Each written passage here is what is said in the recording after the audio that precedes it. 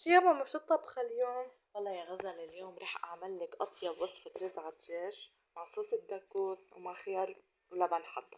هلا هون يا غزل عندي زيت نباتي، قليت بصل صغيرة مع جزرة، حص من الثوم. بلشت قليهم بهيدي الطريقة يا غزل مثل ما عم بتشوفي. نبلش نخلطه. اكيد لحتى يدبلوا كلهم مع بعض. حطيت مكعبين من الماجي دوبهم بقلب البصل والجزر، دوبها كلها على النار.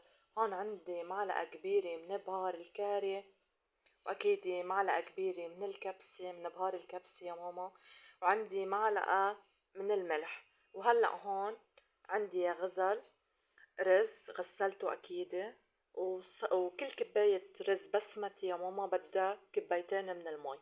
وأكيد الرز حسب ما الواحد بده، يعني قد ما بده هو بحط. هلأ من بعد ما غلى الرز معنا يا غزل، حطيت من بعد ما غلى معنا المي يا غزل حطيت حطينا الرز. الرز مثل ما بتشوفي بهيدي الطريقة. وهلا ومن بعد بلش ما يغلو. يغلوا على النار بتنوص تحتن وبغطيهم. ومثل ما عم بتشوفي يا غزل من بعد ما نوصنا تحتن صار معنا ليكي حبة الرز. أطيب رز. شوفي يا غزل، هلا هون انا كنت سلقة دجاج، اكيد يا ماما مغسلته وسلقته للدجاج وحطيت له مطيبات مثل ما عم بتشوفي، حطيته فوق الرز. وهلا حبيت نكهه، وهلا هون يا غزل حبيت نكهه بنكهة الفحم. حطيت له فحمة وحطيت شوي من الزيت على الفحمة. من بعد ما نكهناه يا غزل طلع معنا أطيب رز على دجاج مثل ما عم بتشوفي. هلا عم بحط الرز في عالم بصحن بتسميه التقديم يا غزل. منسف. لا هيدا رز على دجاج منسف، في كذا طريقة يا غزل، بس أنا هلا هيدي طريقتي بالرز على الدجاج. في طريقة تانية يا ماما بيعملوها، بيحطوا لحمة وبيرجعوا بيحطوا دجاج. فهلا أنا هيدي طريقة، كل واحد عنده طريقة بالرز على دجاج.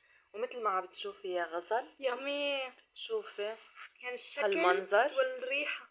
شم الريحة. وهلا أكيد يا غزة من بعد ما حطينا الدجاج على وجه الرز، قليت مكسرات وحطيته بهيدي الطريقة على الوجه.